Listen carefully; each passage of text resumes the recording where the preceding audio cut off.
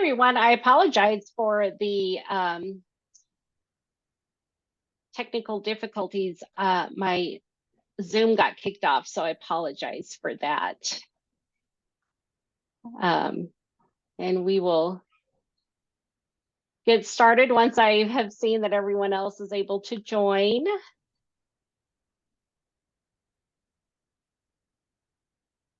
All right. Okay, so we will be letting folks in as they come through, as they join today. First of all, I'd like to thank you all for being a part of our procurement sprint. As you see, we have this co-sponsored with the MBDA, with the Minority Development Business Administration of New Mexico. So thank you to their sponsorship here. And this first session is abbreviated because we're just going to go over some of the basics, some of how this procurement sprint is going to work. But I would like to first off introduce Damian Durago. He is a graduate assistant here. So Damian, would you like to just let folks know who you are and what you're going to be studying at NMSU? Yeah, good afternoon. My name is Damian. I'm a NMSU graduate student getting my postmaster's in school psychology. So I'm going to be helping Kathy with some of the research regarding the sprint and Epic 3. Fantastic. And Damian, I made you co-host. So as people come into the waiting room, you are able to admit them. So if you could handle that for me, and Damian will also be monitoring chat. My name is Kathy Foster. I am a director of strategic operations at Arrowhead Center, but I facilitate a number of these workshops. I did this workshop last year. We've kind of reworked it from last year, but really focusing on having those experts be able to present material and answer your questions and provide resources. So that's how we will be structuring this workshop series. So to get underway, we'll go ahead and start. We will be recording each session. That way we're able to follow up with emails and let you know of the recording, because there will be some great information here. And also we'll be following with any resources as well. Sometimes some of our presenters have attachments that come in handy. I know looking at week 3, when we're looking at the local and state procurement, there is going to be a workbook that's shared with you all that is a really great resource. I know a lot of folks took advantage of it last year. So this is just our outline. We're going to go over a, kind of what Arrowhead does in case you're not familiar, just spend a few minutes on that. We're going to be doing the participant introductions over chat, because that way we can exchange contact information, or more importantly, LinkedIn profiles. We find that to be very helpful.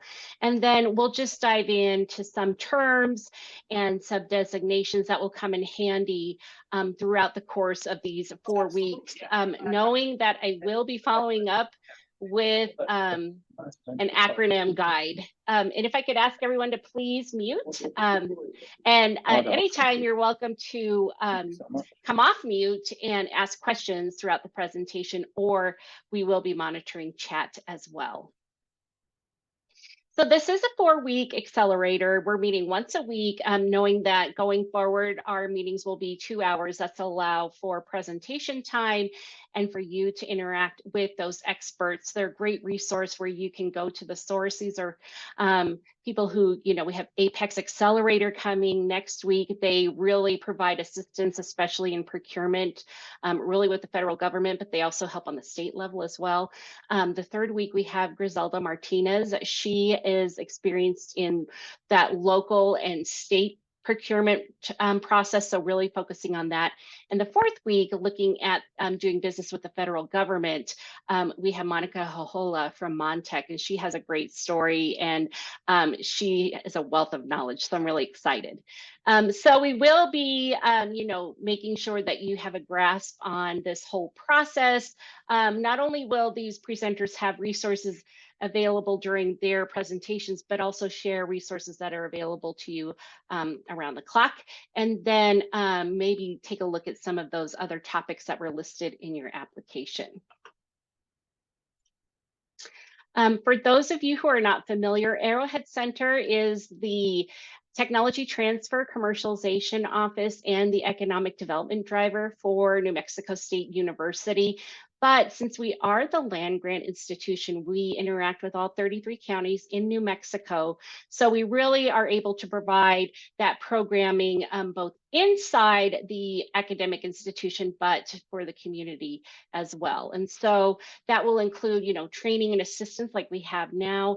There is Arrowhead Park, and I've shared some of that information with you. That is a place where you can lease office space, and we do have some other resources available there as well. There's events, there's, incubators, there's all types of things that we can offer.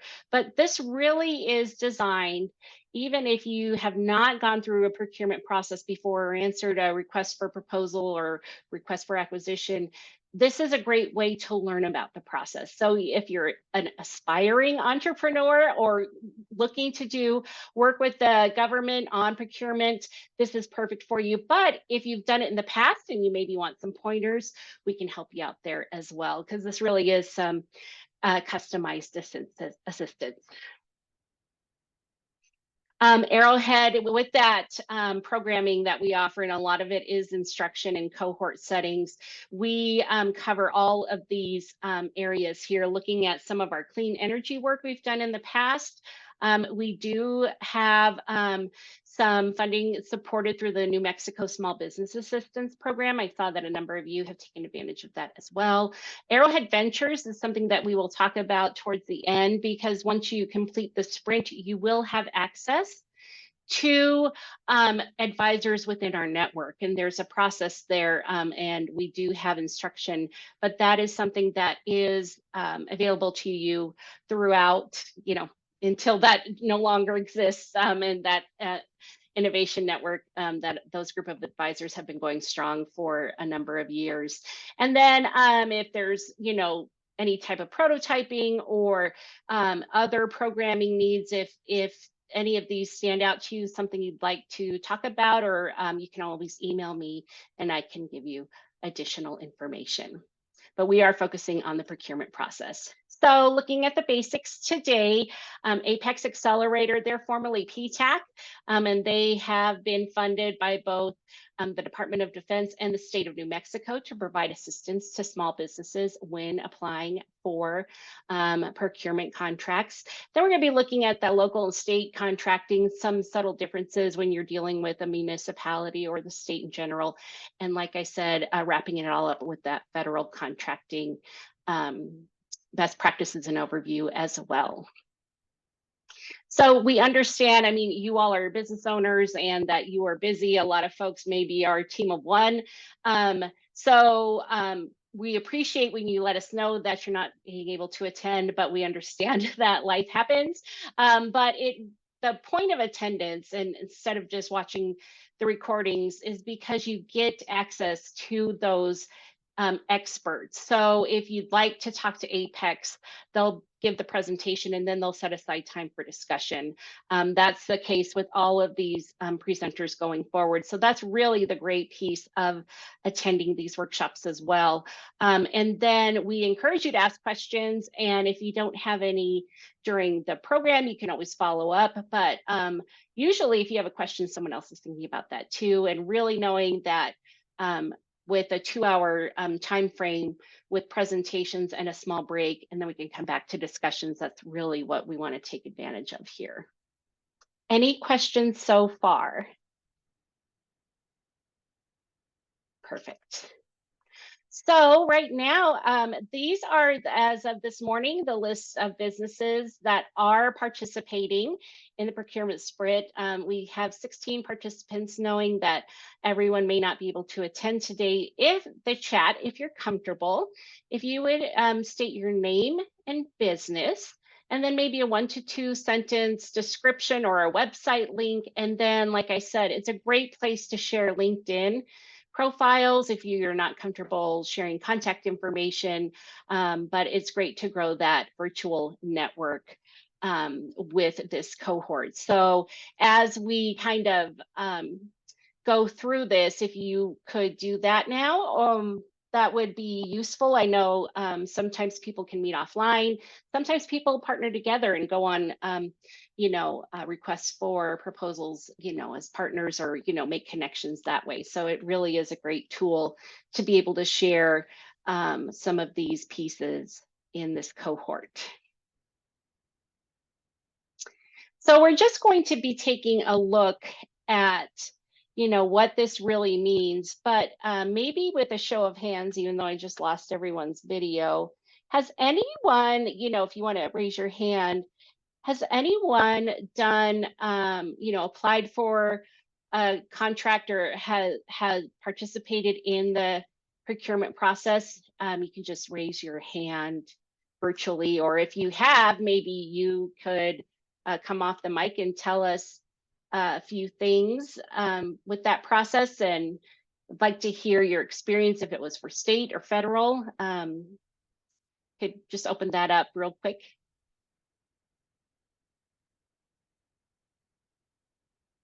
Okay, perfect, because that's what we're here for, to help you get through this process. So this is going to be a really text heavy presentation because this is going to be meant to use as a resource. And like I said, I'm going to be following up with a few reports and kind of a dictionary to acronyms, because as you will see, this is a lot of acronyms and what they stand for and what you'll be hearing as you move forward.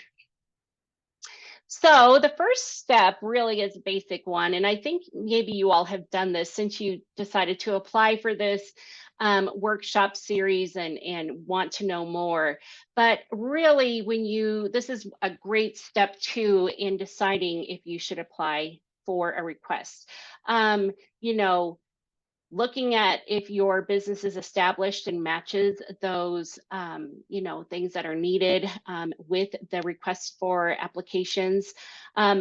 It's great to maybe, if you haven't done the procurement process, at least, keep a little diary or something, notes to help you, look at how you can show that you have a great track record, even if it isn't with procurement, but maybe other ways of doing business, because that would be very helpful in an application. And then looking at resources and working capital, and that is, your time, talent, and treasure, that would all be considerations for reviewers on awarding contracts as well. And then, looking at the financial stability of your business. And these are just some things that you want to reflect on, and maybe keep a journal almost, or keep, notes. So when you do respond to a request, that this isn't such a heavy lift, that you already have these ideas in your head. And it's okay, because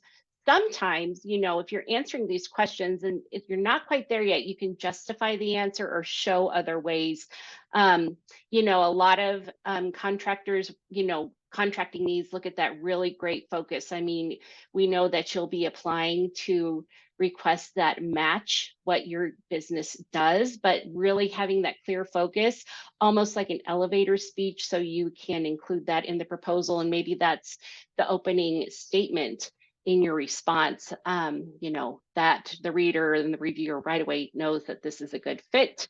And some other things that you want to just have in the back of your mind, what are your goals? Why do you want this contract? Of course, it's great to make money, and that's what we want for you. But, are there other goals as well? Maybe, starting with a contract that's a little bit smaller, but working your way up to maybe a prime contract. Maybe that's a goal for you, or building a financial basis to allow you to hire more people.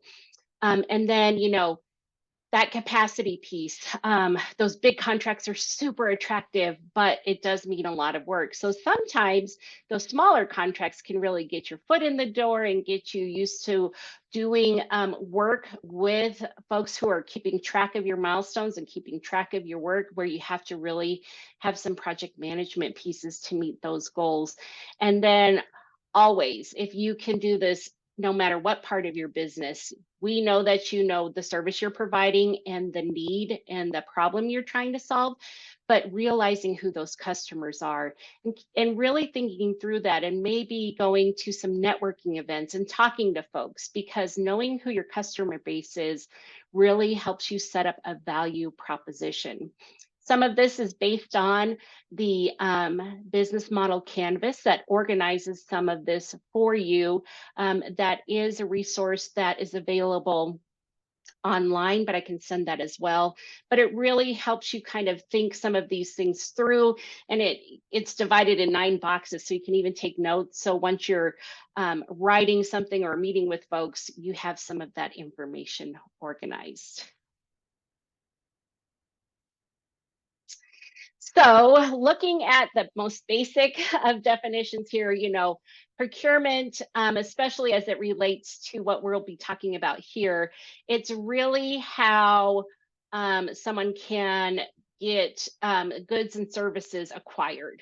Really, we're going to be focusing on government entities, because there are monies set aside to use small businesses to help with that. The government can't do everything. The city can't do everything. I mean, even at New Mexico State University, we have contract services that help us with some of the programming we have here. So it's a really great way to do your work with funding that would be guaranteed because it's backed by a government entity. So, what really starts to happen here is, there's a process that the funders will go through. And really, they have a program or they have needs and they've identified those needs and how, a small business can supplement some of that work through a contract. Most procurement really has to go through a pretty competitive process because this will be taxpayer money. So making sure there's transparency, and the best way to do that is, having these bids. You'll hear that quite a bit. These are proposals that have been solicited by potential vendors. That could either be government entities, but sometimes you'll see larger companies put out these bids as well because they are looking for subcontractors. So the funds come through the funder and the prime contractor will manage those funds, but then do some subcontracting to make sure work can get done too. And then this is, a part, and really dealing with the government entities, this is predefined because that is a requirement to be transparent, those legal terms, conditions, and prices, but knowing that there might be some negotiating skills that need to take place there as well. Issue orders, that is, also referred to sometimes as a purchase order. So that is the order for goods and services. And then really between the funder and the small businesses performing the work, you have to keep comprehensive and accurate records for any type of procurement activity. Now, the funders really have to do that because of that transparency issue, but also it's good for you to have, because we all know sometimes things get lost in communication, especially when you're emailing back and forth. And just having a record of what was agreed upon, what, the project management piece will be, and what, either the services or those goods, what has been, in that order. You just want to keep a clear record. Any questions on this high level definition of what we're going to be talking about as far as procurement? Okay, and feel free to come off the mute anytime. So here's where we're going to start talking in alphabet soup, because you'll hear this, and I don't know, you've already maybe heard of, some of these acronyms, but like I said, I will be sending you a larger list than this, but knowing what you're going to be responding to. So sometimes there's just a request for information, an RFI, where there's really not even, money, an exchange being talked about, but the funder is looking for who would even be, suitable for this. don't see those quite often, but it is part of the process with some of the funders. Now, the next piece is that request for a proposal, or RFP.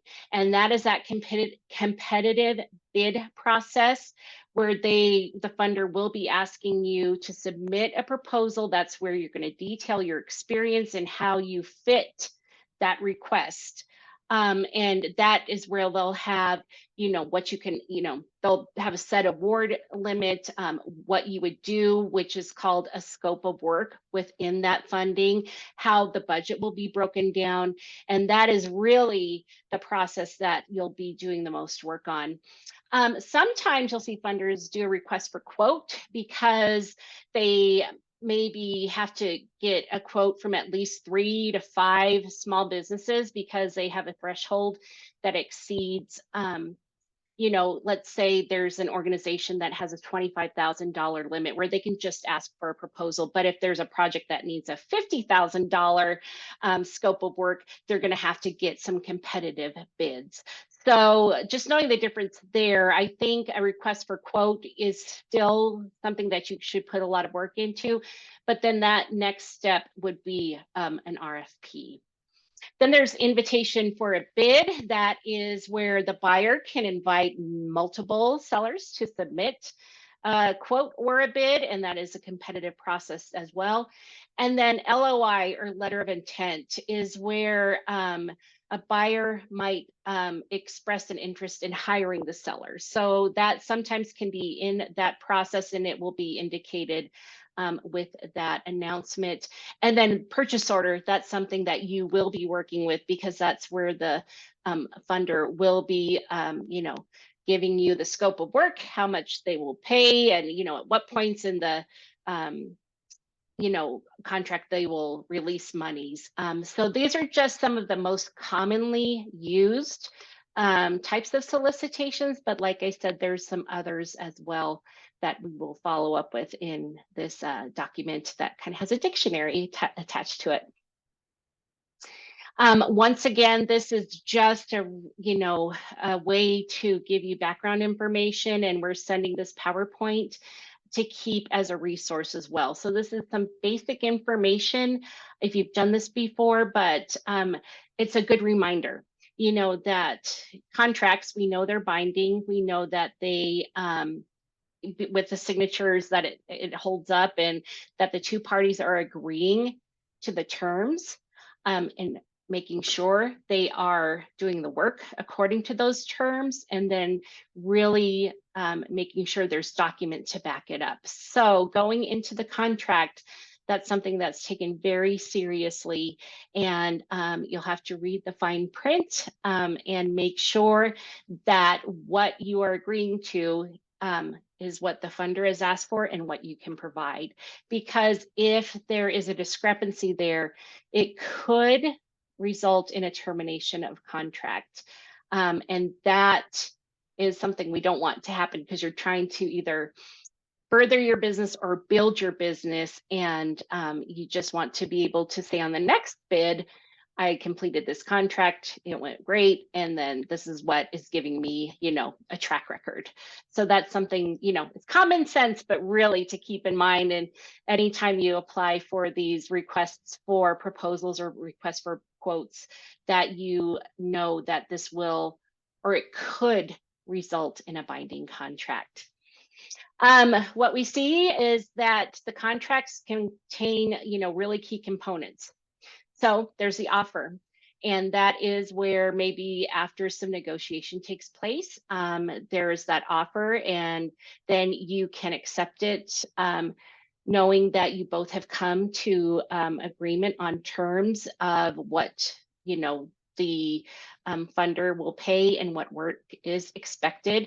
Consideration that really gives you the details of who is paying. So if it's the city of Albuquerque, maybe it's an office within the city of Albuquerque where the funds are coming from.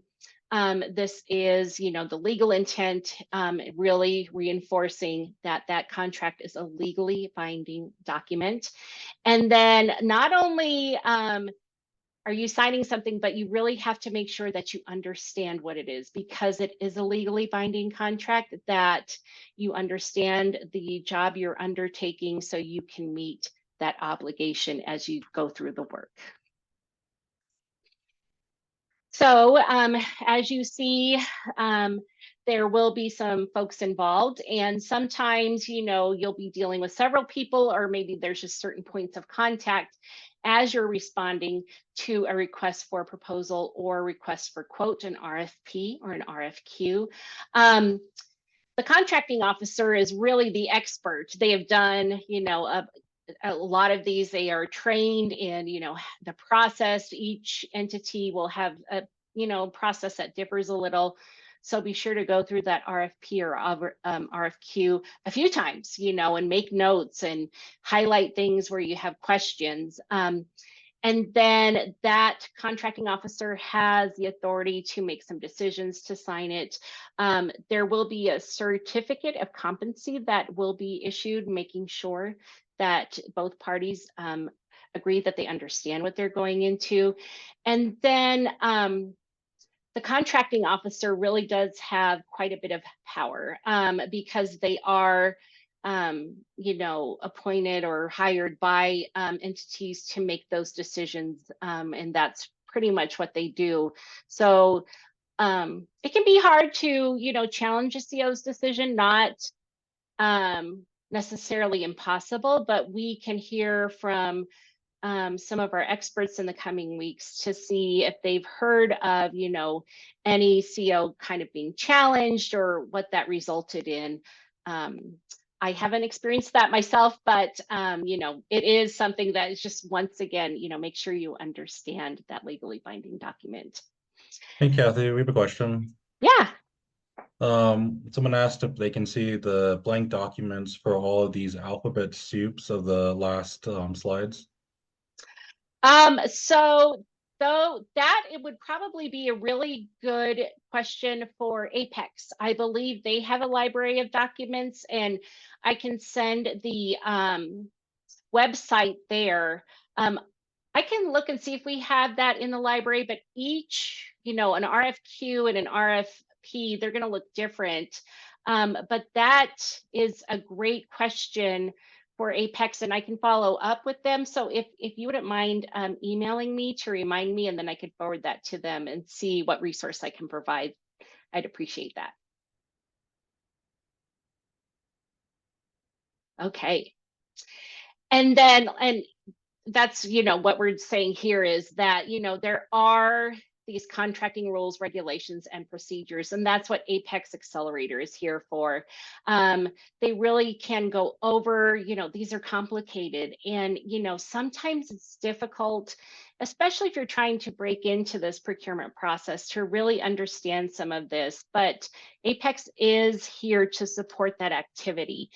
We often refer our small businesses who are looking into doing some contracting to Apex, because we have, our programs may be focused more on applying for grants or other federal funding opportunities, but Apex, they are the experts. They have workshops and other resources as well, but they also have office hours to guide you through the system. So they'll be here next week to tell you more about that.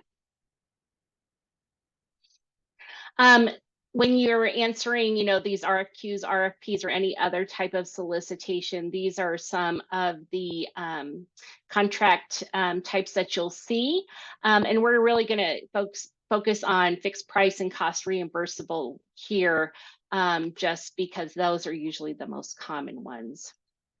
So a fixed price contract, it's really not tied to the resources, or, you know, FTE stands for full-time equivalent. That's, you know, the working hours used by the contractor, but it's a guaranteed. So it's a price, you know, this is what the funders are proposing, and they'd like to see the work, the scope of work completed by, you know, the contractor according to what they can do with that budget.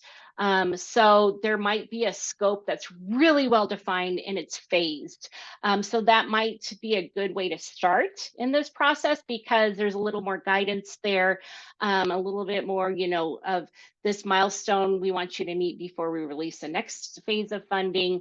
And then it really can help you kind of price out your project, knowing what's going to be there, because there is a fixed price with that solicitation. Sometimes, if you're not really being able to match that scope of work to the budget, and you find yourself that you need to increase your resources more, maybe that's, additional services or goods that you didn't account for, or maybe you needed to hire somebody. Sometimes that can be difficult with a fixed price contract, but if you're able to, reflect on those questions as we presented at the beginning of this, you can usually estimate this really well. And once again, Apex Accelerator, they're a great resource to help you with, assigning what you can do with that fixed price contract. There's many types of these, and it's a great way to, have an exercise and some, guaranteed money that will be coming. So you're going to do the work for a set amount. So there's solicitation for $25,000. These are the bullet points that we need done. How can you do this? And then knowing that at the end of the job, if you meet the contractual obligations, you will receive that funding. Cost reimbursable contracts. Now, this is where you have to, purchase something and then apply for the reimbursement. So this is really, if you have some materials that need to be used, a lot of times you'll see this in construction projects, maybe some research projects. This is a good way to have a little flexibility, if there is a little discrepancy in SOW stands for scope of work or statement of work. They can also, you'll see within these cost reimbursable contracts that if there is, sometimes there's incentives. So if you finish the project early, there may be a financial incentive there as well. But this is really where you would put out some of these expenditures and then apply for that reimbursement for some of those expenses that were incurred during the contract. Now, I think a reason why we were kind of, getting an idea of what accounting system you use, because this really, not only do you have to keep track of what you're spending, but all the documentation that goes along with it. This may even require a budget justification where you're supplying the receipt, but also what it was used for and why it benefited the project. So really, if you're looking to maybe dive into these cost reimbursable contracts, make sure that you have a system that will allow you to track every penny to make sure you are reimbursed for all the work done. This is just a good thing to do if you are going to be,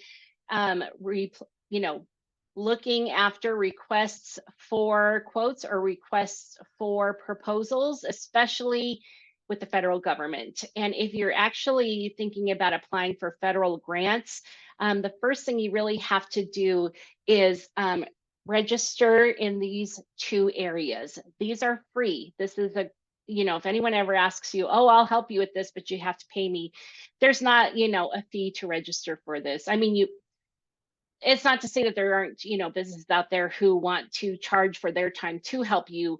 If you go to sam.gov or you apply for your unique entity identifier, those are free services.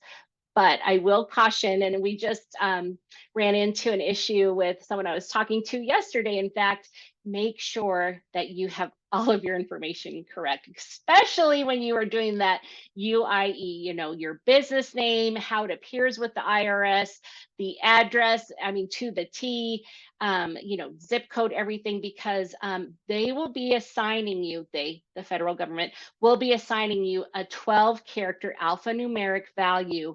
And this is going to follow you throughout the course of your lifetime of your business. Now, that's not to say if you make a change to your business name, you'll update, you'll alert the IRS, you'll alert sam.gov, but that takes a time as well. I heard this company I was talking to yesterday, they expected their name change to be done in about 5 weeks, but of course it's going on 6 weeks, but sometimes that just happens. So make sure you really have that UEI filled out properly, and then you can register for sam.gov. And once again, Apex Accelerator is a great resource. They help small businesses with these registrations all the time. So don't be overwhelmed by them, because there is help available. I just like to stress, because I've seen it too many times, that it's easy to make a mistake, and then it can, you'll spend lots of weeks trying to correct that. So if you really want someone to walk you through it, there are resources on the Apex Accelerator website that have videos, but they also have workshops. And then, like I said, you can always try to schedule office hours where they can give you one-to-one advice as well. There's a question if QuickBooks is enough. I believe so. I would say yes. It's just, of course, even an Excel spreadsheet can be enough, but if you have a formalized accounting system that helps you keep track of that penny, and maybe in your notes section, if you do want to keep maybe a budget justification, anything that will keep. I think QuickBooks is great, because it kind of does, and I apologize, I'm not as familiar with QuickBooks, but from what I understand, it does a lot of that accounting lift for you. And even an Excel spreadsheet, I think you can write formulas, but you just want to have something that's on record that can't be erased or tampered with, to keep track of that, because you could always get a call from the funder or from someone else, what's this expense? How does this work? But I think QuickBooks is great.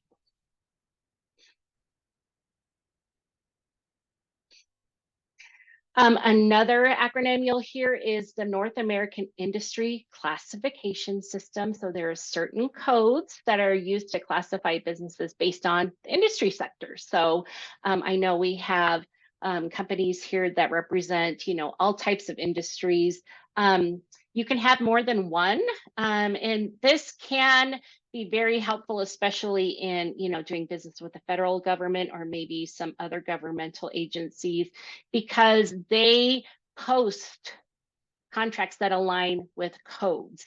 So you can, the follow-up presentation will have a live link to go through, so you can, self-assign your codes. I would click on this link, but I've had the worst luck when I'm trying to do this live. So what I would encourage you to do is, once you receive the PowerPoint, to click on that and look at some of these NAICS codes apply to you. And then if you would like to discuss that further, bring those questions next week, because Apex Accelerator is, like I said, once again, I guess I can't talk about how great they are enough, because they are the real experts in this information. But it is good to kind of recognize if you haven't, this coding system, because it would help you maybe find some of those contracts that really align with what you're doing. There's tons of other registrations. You'll see those in maybe the request for proposals or quotes, and there might be some other requirements depending on the funders. So governmental agencies could have different registrations, and those are kind of changing all the time. And so just kind of keeping up on that, especially if you are seeing, some federal government opportunities that you really are aligned with, making sure you're keeping up to date on what registrations are required. We have, and this is a good example because if you would like, if you're looking to do business with New Mexico State University, as I said, we hire professional service contractors quite often to help us with, either goods or services. At Arrowhead here, we help folks help us, design and run programming. There is a system that you have to go through. There's a portal. And so there's an invitation that we give the potential company that we'd like to do business with or respond to their inquiry. And there is some requirement, I believe, like a tax ID number and, usual business registration information. But then our procurement office puts that all into the database, and it just eases the flow of payment and, transparency. So really, you can't do business with NMSU unless you have, it registered and already in the system, as we say. So in that database. Oh, excuse me, I advanced this too far. Okay. So I know we talked about, and this is something that we will bring up each session. So this does take some work. If you are trying to get your business designated as some of these designations, and this is where Apex Accelerator can help you come in. There is advice on the website with the Small Business Administration. This is really where federal agencies want to ensure that there's a level playing field, that, disadvantaged businesses or maybe women-owned businesses or veteran-owned businesses, businesses located in what hub zones, and that is, I believe, where there's a level where it meets the poverty rate. Not to count anyone out, just because of a disadvantage. So this does take some work, this does take some lifting, but if you can get some of these designations, then there is some set aside where the government has a goal or a percentage that they want to award designated businesses under these designations to do the work. So, there's some competitive set aside contracts, and that's where maybe at least 2 could perform the work. But, one of those might be a designated business where, they have for small businesses, and this might happen at a certain threshold. Most are only open to the SBA contracting assistant programs, and those will be pretty obvious when you're looking for the RFP. And then the sole source, this, and this might be a really good question for Apex, because a sole source is where you can be issued a contract without that competitive bidding process. And sometimes that happens, if there isn't this funding threshold, but you always have to make sure that your business is registered with all the required registrations. And then there will be, this transparent announcement that this is a sole sourced contract and the competitive piece is not there. Once again, this will be obvious in the RFP, but like I said, you're just going to want to make sure that you read the fine print in that RFP, because these might be just for those designated businesses who have, gone through the process. We're going to take a look at those. So SDB, small disadvantaged businesses. So this is really where you have to go through a process to prove that you are able to be designated as an SDB. And it's really for those small businesses, with the majority owned by a disadvantaged person or disadvantaged entity. So it might be some socially disadvantaged or underserved, or economically disadvantaged or underserved. The eligibility requirements are on the website for the SBA, and I will be sending that in the follow-up so you can really look into that. If you just want to give a caveat here as we take these last few minutes to go over these designations, if you feel like your company would qualify for one of these designations, I highly encourage you to make an appointment with Apex. They are the experts in this, and they can give you some guidance on how to do it. I don't, 8A is usually what we hear of the most. It's the business development program. So that really can give you, if you feel like you are eligible, give you some ways to compete in a sole source and maybe some of those set aside contracts. And this designation is sought after because you can keep it for up to 9 years. So if you're looking to see if you meet these qualifications, this live link can take you to additional information. I will say that this is worth pursuing, but it can be time consuming. And once again, I would contact a mentor or an advisor or Apex Accelerator to help you get this 8A, because it is a valuable designation if you qualify. Hub zone is that historically underutilized business zones, maybe where there's not a lot of economic development activity. I know we have several designated hub zones in New Mexico.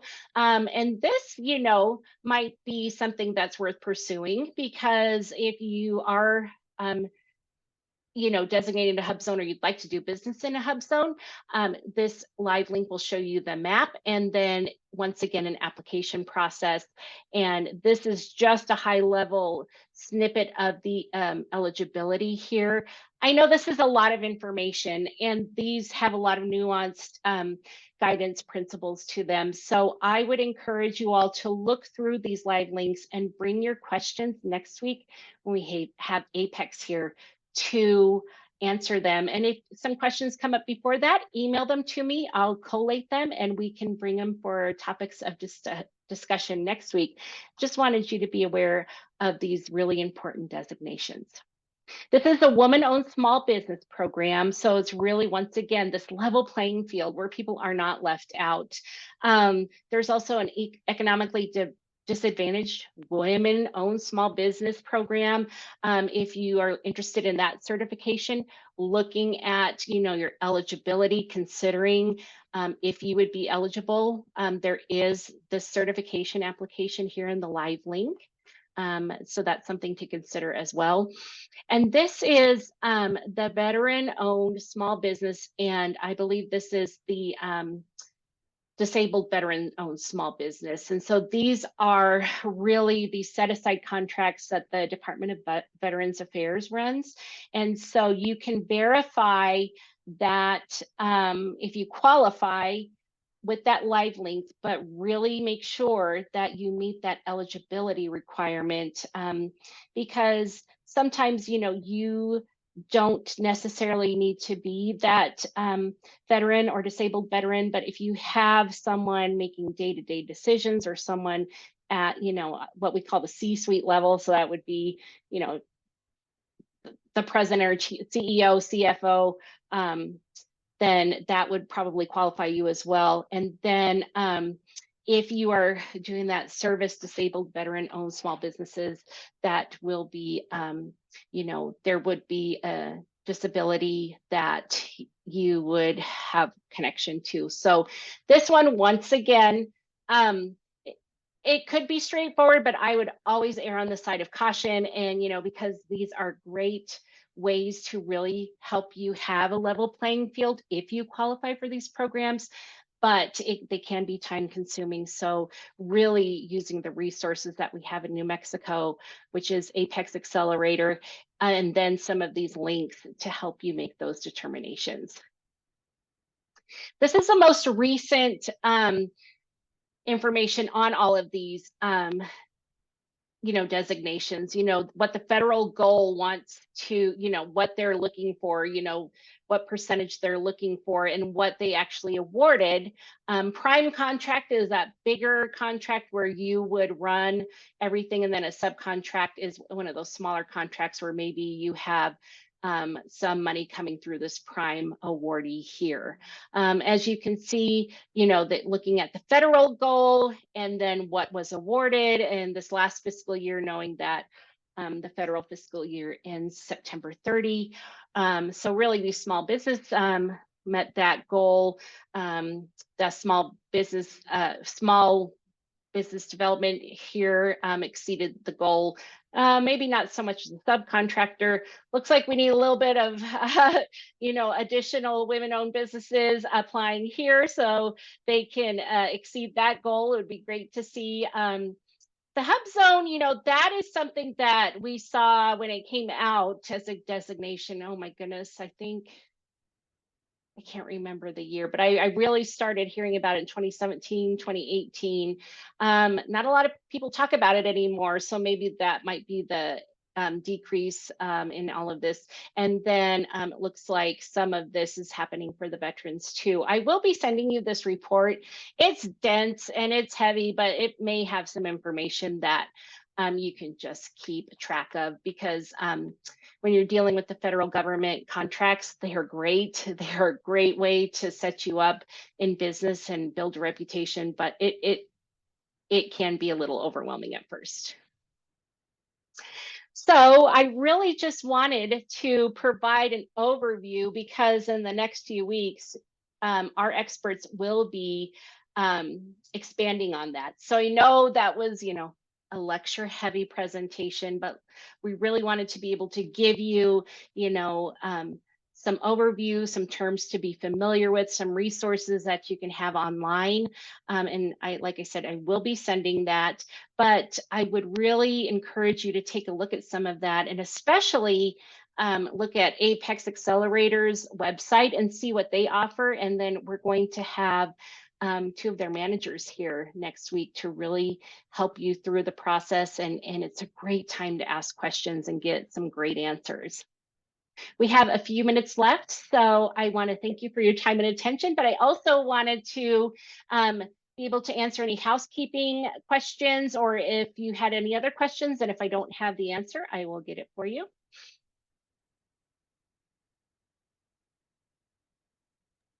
My name is Silvino. I'm with Concrete Impressions. I got a quick question.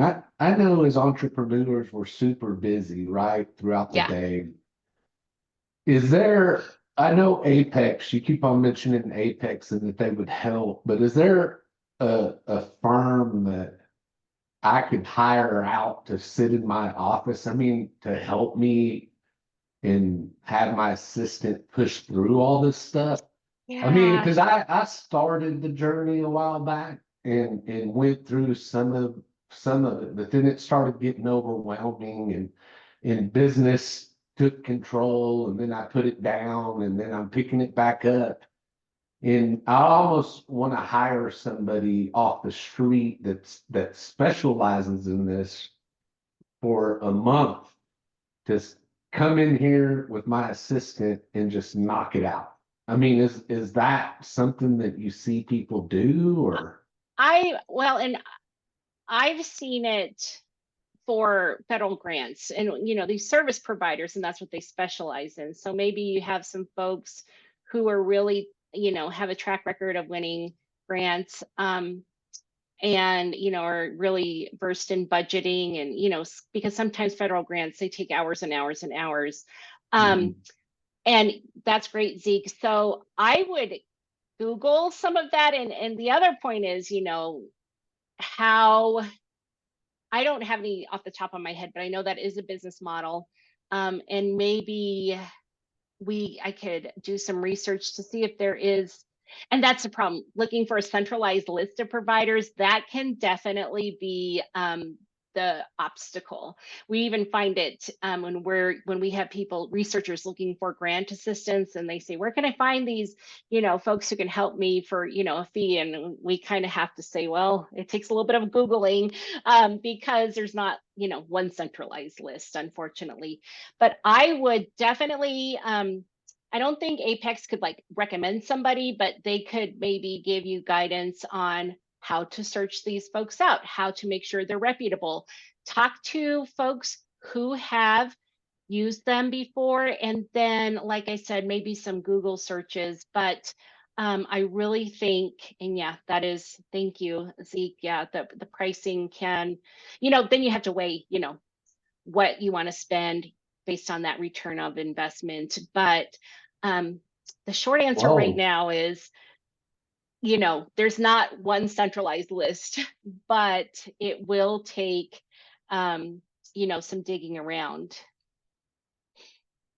Oh, okay. So yeah, and some of the universities can sometimes offer some of these resources. Maybe they're doing a capstone project or an economic, study. But yeah, the SBIR, we can talk about that as we go through the federal piece, because that's where I see a lot of people use these service providers, because an SBIR, if you're applying for that, and it is a great reward. I mean, that SBIR, that's typically a phase 2 reward, but the phase 1 is usually 250,000. And then if you get the phase 2, it's 1.5 million. So it is worth the investment.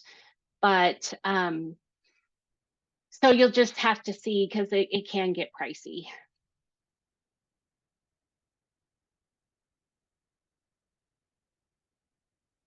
Yep. Phase 3. Zeke. Oh, maybe we're gonna have you do the SBIR portion. I love it. Yeah, we have, as you know, or you may not know, we are the New Mexico FAST site, and that is for federal and state technology partnership, where we are funded to provide SBIR support, because that typically, if you're writing an SBIR phase 1, first, if you haven't written them before, it can take up to 120 hours. So sometimes these procurement contracts are a great way to get your foot in the door, see how it is to work with federal government, get some of that language to go after an SBIR. But in the meantime, I can see, we have a list of service providers. We refer to folks with SBIR, but maybe some of those service providers do some of this procurement contracting as well. But I think it would be good to ask Apex, what are some of the things you should be looking for when you're looking for a service provider? Okay, everyone, that takes us up to 12 noon. I really hope that you're able to join next week, because it's going to be a great opportunity to ask follow-up questions on what we've talked about today and learn new information as well. In the meantime, we will have the recording ready for you and additional resources going out in an email tomorrow. And we look forward to seeing you next week. Thanks, everyone.